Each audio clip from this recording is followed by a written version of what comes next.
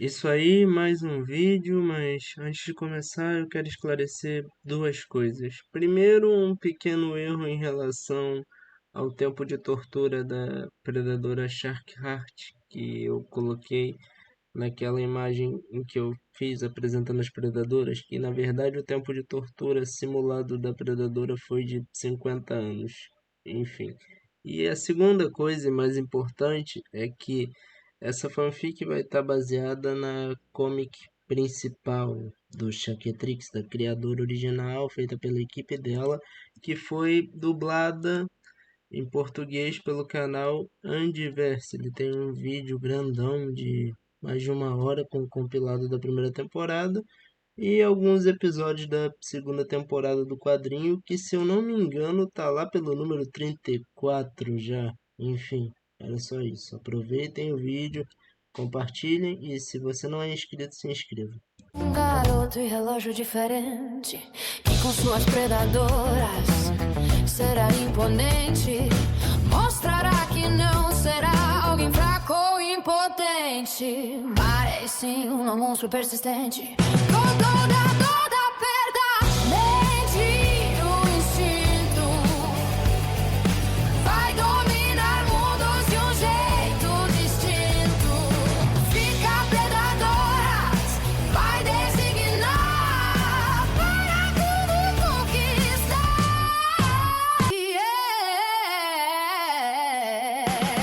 Essa é a história de um rei diferente.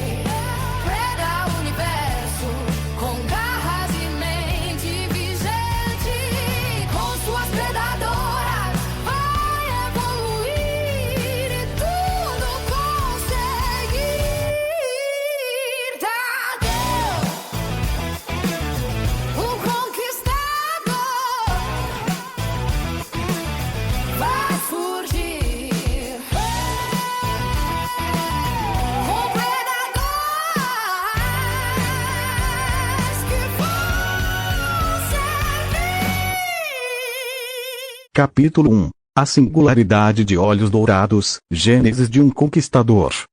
No multiverso, existem inúmeras variáveis, eventos que alteram o resultado final conhecido como realidade. Entretanto, em contrapartida existem também constantes. Ben Tennyson é a maior constante dentro deste multiverso, ainda que não porte um Omnitrix em todas as realidades, sempre existe um Ben Tennyson para cada realidade. Entretanto, temos uma terceira categoria, as chamadas anomalias ou singularidades. As singularidades, dentro do multiverso, não são necessariamente malignas, são apenas uma nomenclatura para variáveis muito pouco prováveis de acontecer. Singularidades são variáveis tão raras que acontecem em poucos universos, outras são variáveis praticamente únicas, como um certo híbrido de ectonurita. Essa é a história de outra dessas variáveis únicas ou anomalias, onde uma série de eventos ocorreram de forma improvável, porém com uma certa beleza. Tudo começa em um universo onde o professor Louis Green teve 2 filhos, sendo um deles Tom Green. Tom percebeu desde cedo que seu pai Wes tinha uma vida dupla e o descobriu em uma missão como encanador ao lado de Max Tennyson. Insistiu quase até um ponto enlouquecedor para que também fosse treinado como encanador. Destacou como cadete, embora alguns o subestimaram por ser humano. Contudo, o jovem Tom não contava com uma coisa. Pouco depois de sua formatura na academia, a atividade alienígena baixou muito na Terra, o que fez com que os encanadores focassem inativos no planeta. Com sua meta de exercer como encanador frustrada, aos 20 anos se tornou um funcionário do governo americano, servindo como guarda-costas de representantes americanos da ONU. Lá, em um dia de trabalho entediantemente normal, onde só observava seu isqueiro Zippo, que possuía uma bela imagem de uma borboleta prateada com detalhes vermelhos. até naquele mesmo dia, ir como guarda-costas em um encontro diplomático, conhecendo durante o mesmo alguém especial, Maria Santana, filha de um deputado estadual brasileiro que havia chamado a atenção da comunidade científica por seu intelecto sobressalente e projetos como bióloga, tendo também uma especialização em ufologia, o estudo de supostos vestígios alienígenas na Terra e possíveis formas de contato e ou busca de vida em outros planetas. Maria inclusive falava bem inglês. Maria chamou a atenção de Tom desde o primeiro momento por seus olhos castanhos que pareciam um âmbar profundo e de cor escura. Após 2 anos de namoro, Tom e Maria se casaram e Tom se mudou para o Brasil para ficar perto da sua esposa. O irmão de Maria, um destacado mecânico local, recebeu muito bem seu novo cunhado, sempre bebiam juntos nos dias de folga.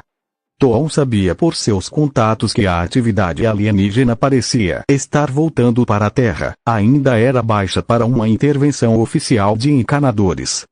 A ONU, Organização das Nações Unidas, obviamente notou isso também e periodicamente mandava Tom investigar possíveis atividades alienígenas ou coletar tecnologia alienígena para que posteriormente fosse transferida por outros antigos encanadores, entre os quais estava seu pai Wes Green.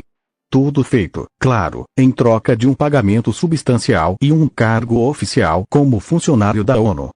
Maria estava perfeitamente ciente do verdadeiro trabalho do seu marido e apoiava a família economicamente também, pois embora a verba de suas pesquisas tivesse sido cortada, conseguiu se manter bem economicamente conquistando uma vaga como professora universitária na Universidade Federal de Minas Gerais, UFMG. Nesse novo cenário de estabilidade econômica, nasceu Tadeu Green, no dia 22 de maio às 7 horas da noite no Brasil, estado de Minas Gerais, cidade de Belo Horizonte.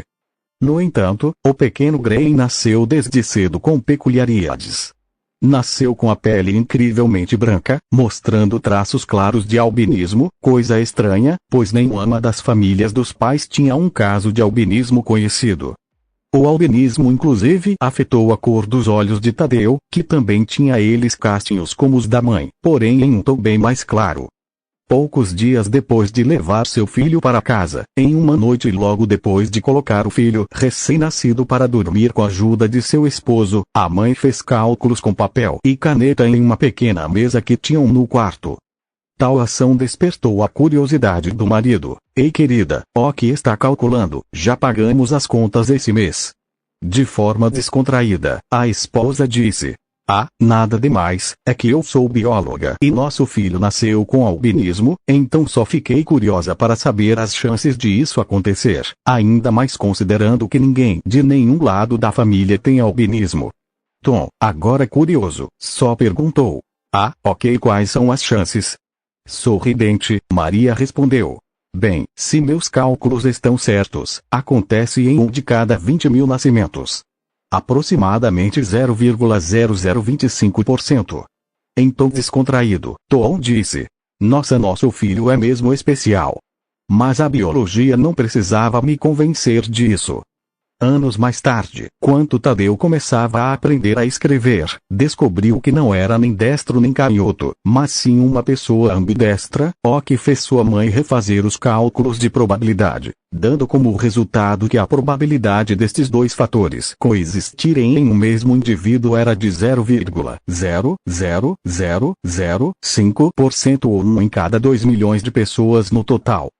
Em sua infância gostava de coisas comuns, como desenhos animados, jogos, especificamente RPGs e jogos de tabuleiro, músicas, especialmente MPB rock, tanto americano quanto brasileiro.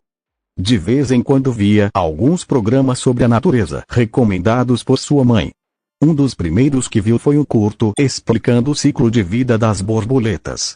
Também passava tempo com seu pai, ouvindo suas histórias, fazendo trilhas no verão com ele e sua mãe e treinando tiro ao alvo como uma arma de chumbinho. Inicialmente, esse passatempo deixava Maria um pouco preocupada. Tiveram uma pequena conversa. Querido, não é um pouco perigoso nosso filho aprender isso? Ele só tem 8 anos. Tom calmamente respondeu: perigoso? Perigoso mesmo é ter uma arma de verdade em casa. Além disso, ele tá gostando. disse para logo ver o pequeno Tadeu acertar o alvo, bem perto da mosta, em um dos anéis internos. Logo disse: legal, agora vou acertar a mosca. No entanto, Tadeu tinha também interesses peculiares. Sempre que experimentava algo novo, seja um brinquedo ou um eletrodoméstico, sempre analisava suas peças. Com o tempo teve um estranho foco por ler um manual de novos aparatos, além de aprender xadrez com facilidade. Com o tempo, aos seus 10 anos, Tadeu começou a mostrar uma inteligência acima da média, tendo um QI de nível gênio. Aos 9, havia descoberto sua paixão definitiva na mecânica, não mecânica de carros, mecânica no geral. Seu tio materno consertava e revendia computadores e outros aparelhos domésticos. Adorava ver ele trabalhar. Seu primeiro feito como mecânico. Tadeu aos seus 9 anos não sabia bem porquê, mas seu tio materno e seu pai não estavam se dando muito bem. Ainda assim, gostava de visitá-lo para aprender mais sobre mecânica no geral. Era seu assistente. Graças ao que aprendeu com seu tio, foi consertar o liquidificador e a torradeira, graças a isso se provando digno de ter sua própria caixa de ferramentas em seu aniversário de 10 anos. Durante toda a sua vida, Tadeu manteve contato com boa parte da sua família paterna, incluindo obviamente sua prima Cá e seu avô paterno. Se visitavam em datas especiais como Natal e Ano Novo. Tadeu teve sua prima e avô paterno presentes até em alguns de seus aniversários. Devido a essa convivência e a ter um pai americano falando inglês no dia a dia, Tadeu aprendeu tanto o inglês quanto o português. Porém tudo mudou pouco antes de Tadeu cumprir 13 anos. Os pais de Tadeu foram chamados de última hora para uma missão especial. Aparentemente haviam encontrado vida alienígena dentro do antigo templo de Exua. Sendo uma ufóloga diretamente relacionada com um de seus agentes, Maria também foi convidada, emocionando a cientista por finalmente ter a possibilidade de interagir com vida alienígena, coisa que Toro estranhou. Entretanto, pelo bem dos dois e pela felicidade da sua esposa, esperava que seus instintos estivessem errados. O casal não tinha com quem deixar seu filho de quase 13 anos. Ligaram para Fábio, o tio de Tadeu. Por telefone o mecânico respondeu: ok, por quanto tempo vocês vê ao ficar fora de casa? Tom respondeu: uma semana, se tivermos sorte um pouco menos. Fábio respondeu com pesar: sinto muito, eu tô muito atolado com trabalho essa semana, mas tenho uma ideia. A filha do meu chefe tem 23 anos, é formada em História, está juntando parte do dinheiro para uma viagem trabalhando com alguns bicos. Estranhado, Tom perguntou: chefe, eu pensei que você fosse autônomo. Um pouco nervoso Fábio respondeu: sim, eu era. Mas há alguns meses consegui emprego como eletricista em uma empresa de construção. Tá vendo, é nisso que dá não falarem comigo. Feliz Tom respondeu: parabéns, espero que se saia bem no novo emprego. E depois podemos marcar um dia para almoçar, o Tadeu tá com saudade. Um pouco triste, mas disfarçando bem tudo com entusiasmo falso. Claro, vai ser bom ver o meu assistente, ele com certeza melhorou muito.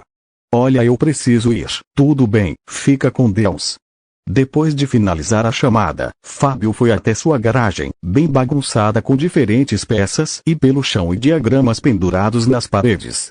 Abriu um compartimento secreto em forma de armário, onde na porta era possível ver um símbolo de um escudo quadriculado vermelho e amarelo com um símbolo de infinito dentro do armário. Eram bem visíveis peças de tecnologia alienígena, concretamente armas, onde se destacava um capacete medieval com toques high-tech nos moldes de um capacete de cavaleiro. Determinado, porém com dor no coração, Fábio pensou: amanhã é a noite onde se inicia o plano. Tom, por favor, coopere. Naquele mesmo fim de tarde, contactaram com a filha do chefe, Raquel, que veio com sua bagagem com todo o necessário para a semana. Ambos pais se despediram do seu filho, a mãe deu um abraço amoroso e um beijo, logo dizendo: nos vemos em uma semana, obedece a tia Raquel. Vou sim, mãe, e já tá grandinho para chamar outra adulta de tia. A mãe fez um carinho bem brusco na cabeça do seu filho e disse em tom descontraído com resquícios de bronca: você sempre cresceu rápido, garoto, me dá esse desconto. Tadeu estampou no rosto um sorriso suave. Logo, o pai foi se despedir, mas seus instintos diziam para fazer isso a sós com seu filho. Foi ao quarto do casal e mostrou ao seu filho seu isqueiro Zippo e logo disse: "Sabe de quem foi esse isqueiro? Não sabe, filho?" Tadeu sem pensar respondeu: "Foi do meu bisavô." Metendo a seriedade, Tom disse: "Exatamente, ele passou para o meu avô e ele me deu oficialmente quando me mudei para o Brasil. Um dia ele vai ser seu, mas hoje, eu queria que você fizesse um favor para mim." "Faço sim, pai." Pôde falar. Disse-se colocando ereto, quase como um soldado em um quartel. Tom completou com dizendo, enquanto tinha um leve sorriso de orgulho: "Você vai ser o homem da casa até eu voltar. Este isqueiro é muito importante. Eu quero que cuide dele para mim até eu voltar. Você promete?" "O meu pai prometeu." Disse com voz firme, enquanto balançava a cabeça em um movimento sutil. Tadeu pegou o isqueiro e o manteve no bolso. Em algum lugar da Via Láctea não tão distante da Terra, o cientista crustaceano conhecido como Dr. Psicobus escapava dos encanadores, que haviam tentado emboscado em um de seus laboratórios pouco depois de terminar sua obra-prima. Psicobus estava escapando junto a seus assistentes Krabecht. Quase foram pegos pelas naves encanadoras, mas conseguiram escapar graças à dobra espacial de sua nave. Já tranquilo, Psicobus pediu uma bebida quente a uma máquina que tinha perto do sistema de navegação da sua nave. No entanto, enquanto segurava o copo com uma de suas pinças, quando viu que a nave saiu do hiperespaço em um ponto totalmente cercado por encanadores, naturalmente exclamou: "Não pode ser, como isso é possível?" Disse já digitando coordenadas no sistema de navegação para enviar seu dispositivo recém-finalizado em uma cápsula. Tinha energia o bastante para mandar o dispositivo com hiperespaço, mas antes de que Psicobus pudesse terminar de digitar as coordenadas, foi acertado nas costas por um raio de neutroeletricidade de seu próprio assistente, que derrubou a bebida quente entre a base do monitor e o teclado, mandando o dispositivo para um planeta aleatório da Via Láctea, antes que qualquer um pudesse fazer algo para impedir. Psicobus apenas se virou e viu seu assistente com uma placa dos encanadores, dizendo: "Está preso em nome dos encanadores." Os dois crustáceos chocaram seus disparos de energia neutroelétrica. Durante o choque de energias, Krabecht disse: "Não acredito que cai tão facilmente na estratégia simplória de enviar um espião."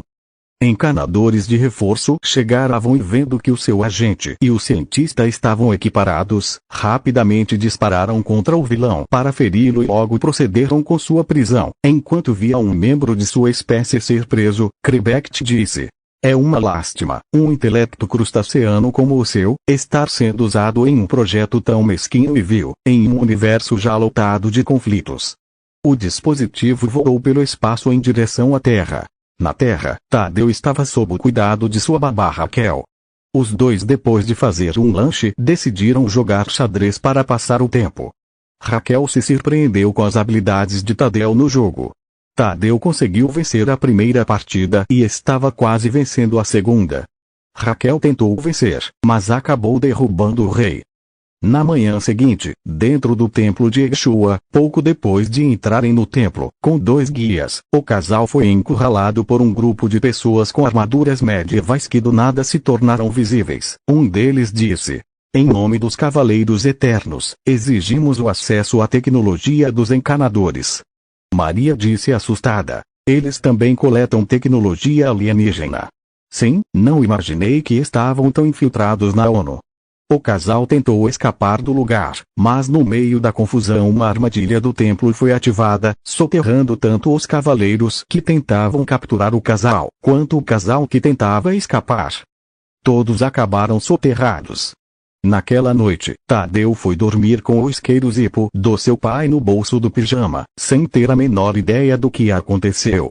Na madrugada, Raquel recebeu uma notícia de seus superiores que descobriram os corpos. Raquel recebeu a seguinte ordem: "O avô do moleque era encanador, traga ele para uma base nossa nos Estados Unidos." Imediatamente, Raquel acordou o Tadeu. Sem explicar ou perguntar nada, puxou e jogou o garoto em seu carro no banco de trás. Em pânico enquanto o carro arrancava e ia para algum lugar desconhecido, Tadeu gritou: O que tá acontecendo? Raquel, antes de responder, comunicou algo por seu carro. Cavaleiros Eternos pegaram o garoto. Sigam minha posição. Só tinha o isqueiro Zippo do seu pai. Pensou por um instante que mudaria sua vida. Primeiramente sentiu a emoção mais primitiva possível, o medo que ficou estampado em seu rosto, dando confiança à sua captura. Só sentia perigo e no instante seguinte, o instinto mais primitivo aflorou em Tadeu e lhe deu duas opções. Sabia qual tinha que seguir. Em uma curva, Tadeu saltou para a frente e usou o isqueiro Zippo para queimar o cabelo de Takeo, bem no topo da cabeça. Antes que Raquel pudesse se virar, a dor no couro cabeludo a fez entrar em pânico e, embora tenha tentado, não conseguiu frear antes de bater em um poste de luz. Tadeu aproveitou para sair correndo do carro, olhou para trás por um segundo e incrivelmente viu Raquel resistindo à dor já queimadura e preparando um tipo de arma laser. Logo à sua frente viu o mato, correu em direção ao mato naquela madrugada e, enquanto vigia em completo pânico, começou a rezar um Pai Nosso mentalmente. Desviou de alguns tiros e logo depois de se enfurnar no mato, viu um objeto estranho parecendo cair do céu. Como um inseto atraído pela luz, Tadeu correu até aquele objeto, seguindo o objeto desde os céus até próximo ao local de sua queda. No local da queda, encontrou uma cápsula. Tadeu pensou: não sei por que estou indo para lá, mas tanto faz se algo ali puder me ajudar. Quando chegou perto da cápsula, entrando na cratera que a mesma fez no processo, a cápsula se abriu. O que havia dentro era um tipo de bracelete grande, com espinhos e uma aparente garra aparentemente retrátil abaixo de um símbolo estranho similar a presas, desenhados com uma luz rosa, em uma pequena tela preta redonda, com 3 pontas rosas que pareciam ter um tubo de luz neon brilhante dentro. Quando Tadeu tentou pegar o dispositivo, o mesmo pulou em seu pulso esquerdo. Tadeu se assustou um pouco nos primeiros segundos, começou a cutucar o dispositivo. Em seguida, futucou o centro do símbolo estranho, o que provocou que o aparelho emitisse um som estranho. Logo o dispositivo em sua tela circular mostrou uma silhueta estranha de uma garota ave. Tadeu descobriu que os espinhos dos lados podiam ser movidos como gatinhos e foi mexendo no seletor até encontrar a silhueta mais humana possível, que apenas tinha um chifre na cabeça. Quando viu uma luz de lanterna se aproximando pela colina e quando viu um topo de cabeça queimada, pelo pânico apertou o dispositivo, o que, para o terror da mulher que vinha, invocou uma alien grande, que media cerca de 4 metros, tinha uma espécie de crista ou chifre na cabeça, pele verde, coisas no pescoço que pareciam guelras, cabelo curto grisalho e era bem musculosa, tendo um grande par de coxas. Usava uma roupa de batalha reveladora com uma braçadeira na qual levava o mesmo símbolo no dispositivo grudado no pulso de Tadeu. Tadeu ficou tão impressionado pelo aspecto daquela mulher alien gigante, que nem sequer processou o medo. Ignorando totalmente o terror da mulher humana, a alien apenas disse olhando para o seu pequeno invocador: "Mestre, é um prazer indescritível." A alien foi interrompida por um tiro de uma arma laser que não a afetou, apenas ricocheteando em sua pele sem parecer causar dano real. Imediatamente, a grande alien investiu contra a mulher de cabeça queimada com o chifre de sua cabeça e a perfurou no estômago. Logo a pegou calmamente com as mãos e a colocou em posição perfeita para devorar aquele incômodo pela cabeça, mostrando que sua boca aparentemente pequena, na verdade era uma gigante com vários dentes. A arma que a mulher usava caiu e Tadeu aproveitou para pegá-la. A alien se virou, viu seu invocador, seu mestre, um humano de pele e olhos muito claros, cabelo branco, magro, assustado e fraco, logo pensou: incômodo eliminado. Este é meu mestre. Este foi o ser pelo qual esperei e sofri por 50 anos. Tadeu viu um cavaleiro eterno apontando a alien como uma arma de laser. O jovem mineiro novamente agiu por instinto e com a arma que pegou da garota recém-eliminada, atirou direto no peito do cavaleiro, que logo caiu sem vida. Isso impressionou a predadora, que preparou os seus punhos ao sentir perigo e, olhando rapidamente para seu mestre, pensou: interessante. O próprio Tadeu não acreditava no que tinha feito. Em um instante, o instinto voltou a dar lugar à racionalidade, e Tadeu sentiu seu estômago revirar. Se deixar levar por seus instintos o fez cometer um pecado. Nenhum dos dois teve mais tempo para pensar, pois um pelotão de cavaleiros eternos estava chegando. Dispararam contra Alien, mas nenhum dos disparos fez muito efeito. Vendo que não podia sair de perto do portador, a Alien arrancou pedaços do cão e os jogou contra os cavaleiros, esmagando 2 ou 3 e dispersando o grupo, que consiste de cerca de 12 indivíduos. Tadeu ficou de olho nos flancos. Um cavaleiro apontou para ele no flanco esquerdo com uma de suas armas, mas Tadeu conseguiu atirar primeiro, acertando a barriga. Logo viu outro que tentava flanquear do lado direito, e antes que o cavaleiro pudesse apontar bem, Tadeu o acertou na perna e logo disparou a esmo perto da arma, mandando-ela para longe. Os cavaleiros cometeram o erro de se agrupar de novo para tentar avançar frontalmente. A Alien arrancou um pedaço grande do chão para esmagar Todis, mas foi só uma estratégia para capturar seu invocador com uma rede de energia. No entanto, os cavaleiros descobriram muito tarde que subestimaram a velocidade da Alien, pois a mesma não só lançou o grande pedaço de chão, e tendo tempo de correr em direção ao cavaleiro para estraçalhá-los, logo pegar seu invocador, que estava no chão, finalmente cedendo à crise de pânico, levando ele no colo para longe do perigo. Vários metros depois, Tadeu, sentindo suas tripas se reviraram, deu uma ordem à Alien. Para. Me coloca no chão.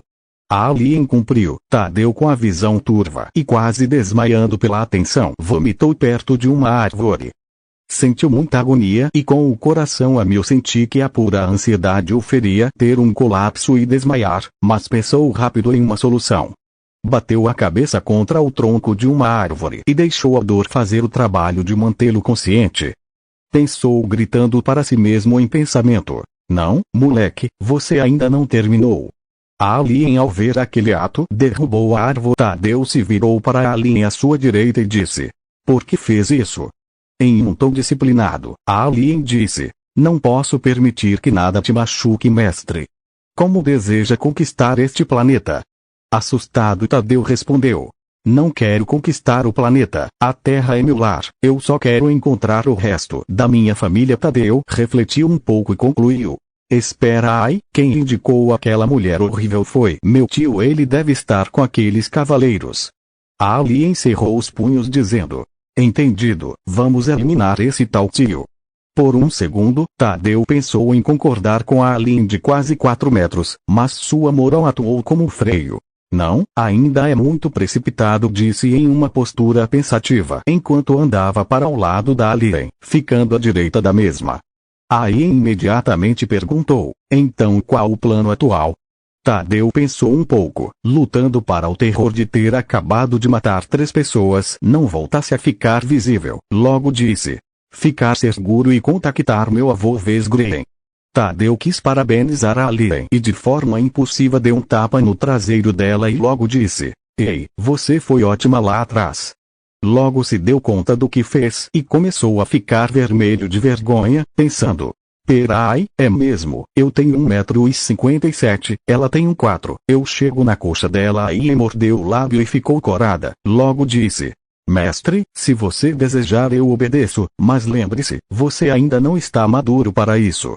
Com voz esganiçada pelo nervosismo, Tadeu disse: sim, claro, que bom que você sabe desse detalhe também, concordo plenamente. Logo pensou em algo que viu em documentários. Espera, os animais quando saem de uma situação de perigo não sentem necessidade de reprodução, mas calma lá, eu só tenho 13 anos. Tadeu foi distraído por um som estranho de bip, que era emitido pela braçadeira da Alien e pelo símbolo do estranho bracelete em seu pulso. O símbolo na braçadeira da Alien, que tinha o mesmo símbolo do relógio, começou a piscar, emitindo um som estranho. De alguma forma, sabendo o que aconteceria, disse: mestre, nos chame se precisar, vamos servi-lo. A Alien desapareceu. Tadeu tentou invocá-la de novo sem sucesso. O símbolo do relógio em suas linhas semelhantes a presas em vez de rosa tomou uma cor cinza. Tadeu andou na direção da cidade, ou pelo menos a direção que, segundo as suas lembranças de trilha, acreditava ser a direção correta. Minutos depois, sentia que não poderia mais continuar pelo sono e com o calor que sentia naquela mata. Logo Tadeu ouviu um som do dispositivo estranho que grudou em seu pulso. Tentou ativar o seletor novamente e dessa vez funcionou. Naquele momento, Tadeu entendeu que o dispositivo possuía um tempo de recarga. No seletor, o jovem de 13 anos buscou uma alien grande para uma tarefa específica. Tadeu teve a atenção roubada por uma alien que parecia de pedra, uma espécie de mini montanha, pressionou o botão e uma alien que era uma espécie de aranha rochosa com braços, um torso e tosto humanos, que parecia usar um top de armadura no peito e um elmo na cabeça, além de possuir também garras afiadas e ter o símbolo do relógio no pescoço, como uma coleira ou gargantilha. A alien via Tadeu com um olhar sério e vazio, até um pouco apático. O olhar desconcertou Tadeu, que logo disse: "Então, você não tem nada para dizer? Sabe de onde veio?" Com uma voz apagada e arrastada: "Venho da sua vontade, falo apenas para ressaltar minha obediência, mestre", disse fazendo um biquinho no final por alguma razão, coisa que Tadeu achou estranhamente fofa. "Olha, eu quero sair daqui, mas estou muito cansado. Poderia me levar naquela direção até ver luz artificial?" Tadeu montou na linha aranha de pera e esta, com a mão no rosto para esconder que ficou com o rosto corado, seguiu na direção que apontou Tadeu, enquanto o mesmo caía no sono. Chegando perto do destino, já vendo as luzes da cidade, a alien viu que seu mestre estava escorregando, mas o conseguiu evitar isso, o segurando pelo ombro e o pegando cuidadosamente com as mãos. Colocou seu mestre na calçada de cimento, com uma pilha de folhas embaixo da cabeça para servir de travesseiro. Enquanto o barulho que indicava o fim do tempo da invocação soava, a inexpressiva invocação viu seu mestre dormindo. Sua pele branca adorável, seus cabelos brancos suaves que pode sentir em seus ombros, o sorriso de conforto que tinha nos lábios e complementam uma expressão suave de aparente paz, com os olhos ligeiramente molhados pelas lágrimas que escorreram pelo caminho, no qual ela havia escutado um choro discreto.